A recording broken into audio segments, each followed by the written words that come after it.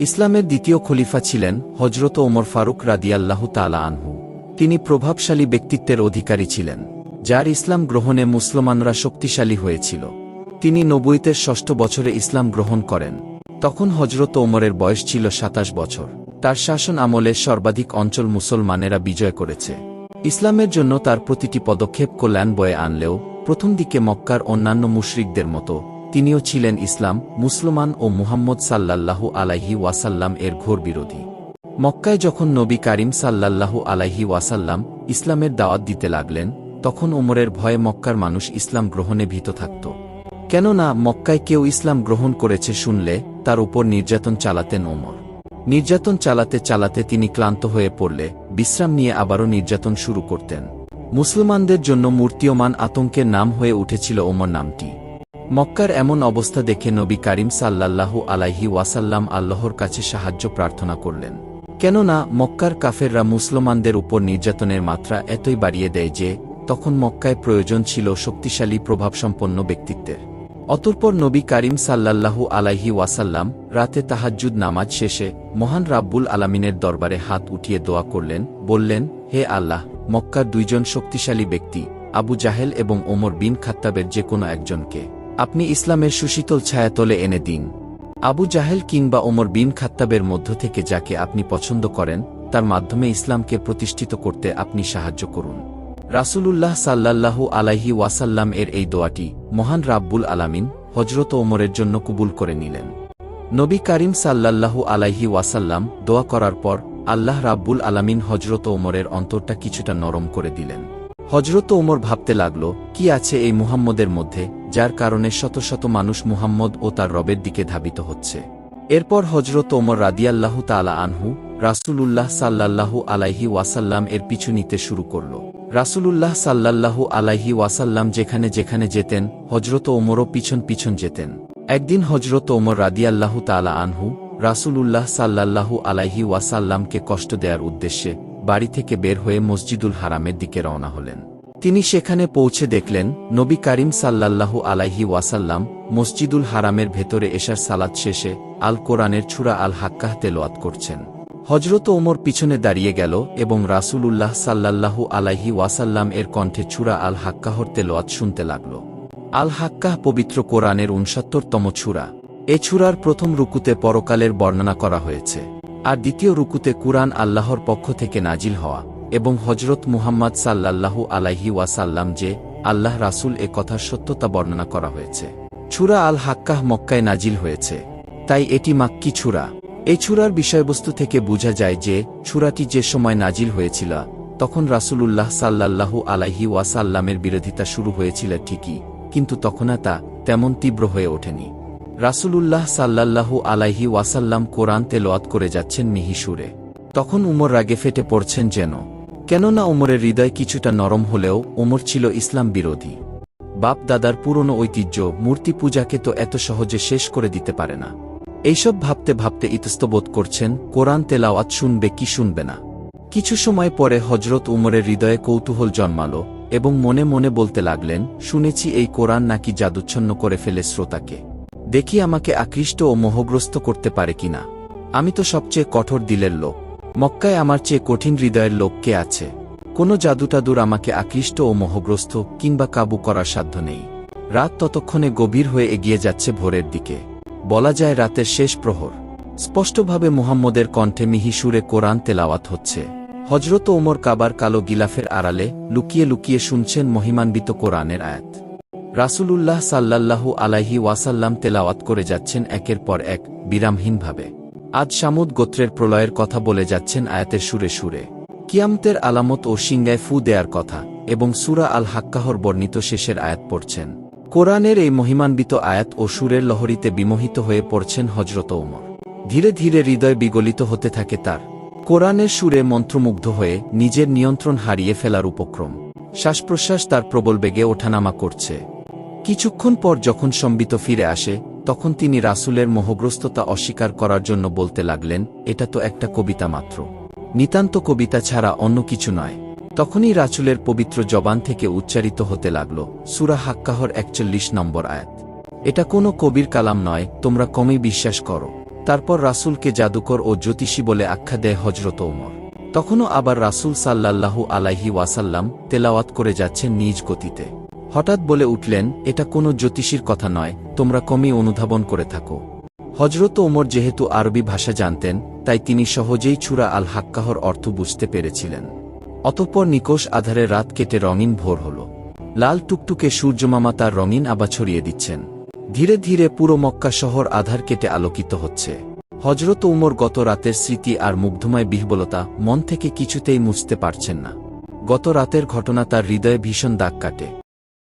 তাই ক্রমশ তার মন থেকে কুফুরির কালিমা ও আধার কেটে যাচ্ছে। ঈমানের চেতনায় একটি মন আন্দোলিত হওয়ার অপেক্ষায়। সত্যের তাড়নায় উদ্ভাসিত হচ্ছে যেন তার উন্মুখ হৃদয়। উমরের দিলের খানিকটা পরিবর্তন হলেও রাগে জিদে বলল, এই মুহাম্মদের কোরআন তেলাওয়াত শুনে আমাকে কেন ইসলাম ধর্ম গ্রহণ করতে হবে? আমার বাপদাদার ধর্মকে চির বাতিল করে মুহাম্মদের আনিত ধর্মের দিকে কেন আমার ধাবিত হতে হবে? আর যদি আমি ইসলাম ধর্ম গ্রহণ করেও ফেলি, তবে আমাকে মানুষ কি বলবে? নিশ্চয়ই অকৃতজ্ঞ বলবে। অতঃপর ওমর এইসব ভাবতে ভাবতে মনের ভেতরের বিগলিত ভাব ধামাচাপা দিয়ে ইসলামের প্রতি নির্গত ভালোবাসা লুকিয়ে অগ্নিশর্মা হয়ে পড়েন মুহাম্মদ সাল্লাল্লাহু আলাইহি ওয়াসাল্লাম এর বিরুদ্ধে। অপরদিকে মক্কায় ঘোষণা করা হল যে মুহাম্মাদের মাথা কেটে এনে দিতে পারবে, তাকে অনেক স্বর্ণমুদ্রা উপহার দেয়া হবে। সেখানে হযরত ওমরও উপস্থিত ছিল। তখন ওমর রাজি হল এবং বলল, আমি মুহাম্মাদের মাথা কেটে আনব। শুধু এই মুহাম্মদের কারণেই মক্কার ব্যবসা বাণিজ্য চরম হুমকির মুখে পড়েছে। তাছাড়া আমাদের বহুদিনের প্রচেষ্টায় বানানো মূর্তি ও দেবদেবীকে সে তুমুল সমালোচনায় বিদ্ধ করছে এবং সেগুলোকে অবান্তর ও অকার্যকর বলে প্রমাণ করার চেষ্টায় ব্রত। ওমরের এই কথা শুনে সবাই খুশি হয়ে গেল, কেননা মক্কার সাহসী ব্যক্তি ছিল ওমর। বাচ্চা থেকে বৃদ্ধ সবাই ওমরকে দেখে জমের মতো ভয় পেত। হযরত ওমর ভাবতে লাগল, যার কারণে যুবসমাজ বাপ দাদার ধর্মকে প্রশ্নবিদ্ধ করছে, দিন দিন বিভ্রান্তির দিকে এগিয়ে যাচ্ছে, হাজার হাজার পরিবারে ফাটল ধরিয়েছে যে লোক, সেই সব সমস্যার মূল এই মুহাম্মদ। কিছুতেই তাকে ছাড়ব না আজ। আমি হলাম মক্কার সবচেয়ে শক্তিশালী যুবক, আমাকে দমানোর সাধ্যকার। অতঃপর চেহারায় রাগের উন্মত্ততা ছড়িয়ে হেঁটে চলল ওমর। এই দৃঢ়তা নিয়ে বের হল মুহাম্মদ সাল্লাল্লাহু আলাইহি ওয়াসাল্লাম এর সঙ্গে আজই তার শেষ হিসাব নিকাশ। মুহাম্মদ সাল্লাল্লাহু আলাইহি ওয়াসাল্লাম এর জীবনলীলা শেষ করে দেওয়াই আজ তার মূল লক্ষ্য। রাগে ক্ষিপ্ত হয়ে তরবারিখানি উন্মুক্ত করে সর্বপ্রথম গেলেন সাহাবী আবু নুয়াইমের বাড়ি। আর আবু নুয়াইম ছিল তার চাচাতো ভাই। আবু নুয়াইম আগেই ইসলাম ধর্ম গ্রহণ করেছিল, কিন্তু হযরত ওমর তা জানত না। দরজায় কড়া নাড়তেই ঘর থেকে বেরিয়ে আসে আবু নুয়াইম। উমরের চেহারা যেন রাগে ফেটে পড়ছে, আগুনের ফুলকির মতো ঝরে পড়ছে যেন রাগ। চেহারায় দৃঢ়তার ছাপ দেখে আবু নুয়াইম বলল, তরবারি উন্মুক্ত করে কোথায় যাচ্ছ উমর? উমর রাগে মেশানো দৃঢ় কণ্ঠে বলল, মুহাম্মদের সঙ্গে তার জীবনের সুরাহা করতে যাচ্ছি। আমাদের বাপদাদার ধর্মকে প্রশ্নবিদ্ধ আর হেয় করার মতো চরম অপরাধ করায় তাকে হত্যা করতে বের হয়েছি। তার মুখ চিরতরে বন্ধ করে দেওয়ার জন্য বেরিয়েছি। উমরের এই কথা শোনার সঙ্গে সঙ্গে আবু নুয়াইমের মাথায় যেন সাত আসমান ভেঙে পড়েছে। উমরের এমন রাগের ভাব দেখে আবু নুয়াইমের গলা শুকিয়ে যেন কাঠ হয়ে গেছে। উমরকে শান্তস্থির করার জন্য আপ্রাণ চেষ্টা চালিয়ে যাচ্ছেন, কোনো ফলপ্রসূ হচ্ছে না। সবকিছুই ব্যর্থ প্রমাণ করে দিচ্ছে রাগী উমর। শেষমেশ আবু নুয়াইম একটা বুদ্ধি বের করল। উমরের আপন বোন ফাতেমা আর তার ভগ্নিপতির ইসলাম গ্রহণের কথা বললে হয়তো উমর কিছুটা শান্ত হবে, তার মধ্যে ঠান্ডা ভাব চলে আসবে। কেননা উমর তার বোন ও ভগ্নিপতির ইসলাম গ্রহণের কথা জানত না। কিন্তু ফলাফল দাঁড়ালো উল্টো। যখন উমর শুনল তার বোন আর ভগ্নিপতির ইসলাম গ্রহণের কথা, তখন তেলেবেগুনে জ্বলে ওঠে উমর। প্রচণ্ড রাগে পথ ধরে হাঁটতে থাকে তার বোনের বাসার দিকে। ওইদিকে ওমরের বোন ফাতেমা এবং তার ভগ্নিপতিকে সর্বশেষ অবতীর্ণ হওয়া আয়াতগুলোকে হযরত খাব্বাব রাদিয়াল্লাহু তাআলা আনহু শেখাচ্ছেন। কিছুক্ষণ পর দরজায় ঠক ঠক করা নাড়ে উমর। বিস্মিত কণ্ঠে ফাতেমা জিজ্ঞেস করলেন, দরজার সামনে কে? ওমর উত্তর দেওয়ার আগেই ফাতেমা বুঝে গেলেন উমরের আগমনের ব্যাপারে। দরজা খুলে দেখেন উন্মুক্ত তরবারি ঝুলানো উমরের কাঁধে। চেহারায় রাগের স্পষ্ট ছাপ দেখা যাচ্ছে। উমর রাগী স্বরে বললেন, তোমরা কি পড়ছিলে? তারা তখন বললেন, আমরা তো নিজেদের মধ্যে কথা বলছিলাম। ওমর তখন উত্তেজিত হয়ে বললেন, সম্ভবত তোমরা ধর্ম পরিবর্তন করেছ। তখন বোন ফাতেমা আর ভগ্নিপতি সাইদ পরস্পরের দিকে চাওয়াচাওয়ি করছেন। ফাতেমা কোরআন পাঠের কথা গোপন করার ইচ্ছে পোষণ করলেও সাইদ আগ বাড়িয়ে মুখ খুললেন এবং সত্য প্রকাশে বিলম্ব করেননি। তাদের ইসলাম গ্রহণের কথা জানিয়ে দিলেন ওমরকে। তাদের ইসলাম গ্রহণের সত্য ঘটনা শোনার সঙ্গে সঙ্গে উমর বাজপাখির মতো ত্বরিত গতিতে ঝাঁপিয়ে পড়ে ভগ্নিপতি সাইদের উপর। তার জামার কলার ধরে একের পর এক প্রহার করতে থাকে উমর। এক পর্যায়ে মাটিতে ধসে পড়ায় তার গলার উপর চড়ে বসে উমর। রাগের ক্ষিপ্রতা যখন কিছুতেই কমছে না, তখন ফাতেমা স্বামীর প্রতি ভালোবাসার টানে স্বামীকে বাঁচাতে এগিয়ে আসে। অতঃপর বোন ফাতেমাকেও প্রহার করতে উমর দ্বিধাবোধ করেনি। তখন উমরের ভগ্নিপতি বললেন, হে ওমর, যদি আপনার ধর্ম ছাড়া অন্য ধর্মে সত্য লুকিয়ে থাকে তাহলে কি হবে? ওমর তখন তার ভগ্নিপতি সাইদের উপর আবার আক্রমণ করেন। ওমর ছিলেন প্রচণ্ড শক্তিশালী। তিনি সাইদকে ধরাশায়ী করে ফেললেন। ওমরের বোন স্বামীর বেহাল অবস্থা দেখে আবারও স্বামীকে বাঁচানোর জন্য এগিয়ে আসলেন, কিন্তু ওমর তাকে ধাক্কা দিয়ে দূরে সরিয়ে দিলেন। আঘাত লেগে ফাতিমা বিন খাত্তাব রাদিয়াল্লাহু তাআলা আনহুর মুখ থেকে রক্ত বের হচ্ছিল। ফাতিমা তখন রেগে চিৎকার করে বললেন, হে আল্লাহর শত্রু, আমরা একমাত্র মহান আল্লাহর উপর ঈমান এনেছি বলে কি তুমি আমাদের উপর অত্যাচার করছ? ওমর বললেন, হ্যাঁ। তখন ফাতিমা রাদিয়াল্লাহু তাআলা আনহু বললেন, তাহলে তোমার যা ইচ্ছা করো। আমি সাক্ষ্য দিচ্ছি যে আল্লাহ ছাড়া কোনো ইলাহ নেই, আর মুহাম্মদ সাল্লাল্লাহু আলাইহি ওয়াসাল্লাম আল্লাহর রাসূল। অতঃপর আঘাতের এক পর্যায়ে ফাতেমা দ্ব্যর্থহীন কণ্ঠে ঘোষণা দেন ইসলাম পরিত্যাগ না করার। ফাতেমার এমন কণ্ঠের ঘোষণা অনেকটাই উমরকে অভিভূত করে।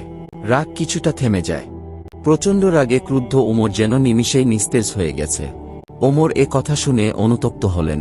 তিনি তার ভগ্নিপতিকে ছেড়ে দিলেন। তখন বললেন, তোমরা যেই কাগজ থেকে পড়ছিলে তা আমাকে দেখাও। ফাতিমা বিন খাত্তাব বললেন, হে আমার ভাই ওমর, তুমি অপবিত্র হয়ে আছো। তুমি আগে পবিত্র হয়ে এসো, কারণ যারা পাক পবিত্র তারাই কেবল এটা ধরতে পারবে। ওমর তখন বাইরে থেকে হাত মুখ ধুয়ে আসলেন। এরপর হযরত ওমর বোনের হাত থেকে কাগজটি নিয়ে পড়তে লাগলেন। কাগজে সূরা তহার মহামূল্যবান আয়াত লিখিত ছিল। সূরা তহার পাঠকৃত আয়াতের অর্থ হল, তহা, তোমাকে কষ্ট দেওয়ার জন্য আমি তোমার প্রতি কুরআন অবতীর্ণ করিনি, বরং যে আল্লাহকে ভয় করে তার জন্য উপদেশ হিসেবে অবতীর্ণ করেছি। যিনি পৃথিবী ও সুউচ্চ আকাশ সৃষ্টি করেছেন তার নিকট হতে এই কুরআন নাজিল হয়েছে। পরম দয়াময় আল্লাহ আরশের সমাসীন আছেন, যা অবস্থিত আসমানসমূহ ও জমিনের মধ্যবর্তী স্থানে ও ভূগর্ভে, আর এই সকল কিছু শুধুমাত্র তারই। আর যদি তুমি উচ্চস্বরে কথা বলো তবে তিনি গোপন ও অতি গোপন বিষয় জানেন। আল্লাহ, তিনি ছাড়া সত্যিকারের কোনো ইলাহ নেই। তার জন্য রয়েছে সুন্দর সুন্দর নামসমূহ। সূরা তহা, আয়াত সংখ্যা 1 থেকে 9। আয়াতসমূহ পাঠ শেষে হযরত ওমর ইসলাম সম্পর্কে আগ্রহ প্রকাশ করেন। উপরোক্ত আয়াত তেলাওয়াতের পর ওমর বললেন, এ জিনিস থেকেই কি কুরাইশরা পালিয়ে বেড়াচ্ছে? এরপর তিনি আরও তেলাওয়াত করলেন, যার অর্থ, নিশ্চয় আমি আল্লাহ, আমি ছাড়া কোনো ইলাহ নেই। সুতরাং আমার ইবাদত করো এবং আমার শরণার্থে ছালাত কায়েম করো। নিশ্চয় কিয়ামত আসবে। আমি তা গোপন রাখতে চাই যাতে প্রত্যেককে স্বীয় চেষ্টা সাধনা অনুযায়ী প্রতিদান দেয়া যায়। অতএব যে ব্যক্তি তার প্রতি ঈমান রাখে না এবং স্বীয় প্রবৃত্তির অনুসরণ করে, সে যেন কিছুতেই ঈমান আনয়নে তোমাকে বাধা দিতে না পারে, অন্যথায় তুমি ধ্বংস হয়ে যাবে। হযরত ওমর এ আয়াত পড়ার পর মুহাম্মদ সাল্লাল্লাহু আলাইহি ওয়াসাল্লামের কাছে যেতে আগ্রহ প্রকাশ করেন। তখন তিনি বোন ফাতেমাকে বললেন, হে বোন ফাতেমা, আমি সত্য পথে দীক্ষিত হব। মানবতা বাঁচানোর তাগিদে আমি ইসলামে দাখিল হব। প্রকাশ্যে ইসলাম গ্রহণের ঘোষণা দিয়ে মক্কার কাফের সম্প্রদায়কে আমি কিংকর্তব্যবিমূঢ় বানিয়ে দেব। নিজের অপরাধের শাস্তিস্বরূপ আমি মেনে নেব যে আল্লাহ তাআলা এক, আর মুহাম্মদ সাল্লাল্লাহু আলাইহি ওয়াসাল্লাম তার নবী ও রাসূল। তখন রাসূল সাল্লাল্লাহু আলাইহি ওয়াসাল্লাম দারুল আরকামে উপবিষ্ট। তিনি একদল সাহাবীকে সদ্য নাজিল হওয়া একটি সূরা তেলাওয়াতে মগ্ন। উমর রওনা দেয় দারুল আরকামের দিকে, রাসূলের হাতে নিজের জীবন সঁপে দিতে। তখন হামজা আর তালহার মতো বীর সাহাবীদ্বয় দরজায় দাঁড়িয়ে পাহারা দিচ্ছিল। অদূর থেকে শোনা যাচ্ছিল উমরের পদধ্বনি। উমর দরজায় এসে কড়া নাড়ে। উমরের পায়ের খটখট আওয়াজ শুনেই ভেতরের লোকেরা বুঝতে পেরেছিল হয়তো উমর এসেছে। তবুও তারা জিজ্ঞেস করল, কে ওখানে? তখন হযরত ওমর শান্ত গলায় জবাব দিল, আমি উমর বিন খাত্তাব। সবাই চমকে ওঠেন খানিকটা, দ্বিধায় পড়ে যান তারা দরজা খুলবেন কিনা।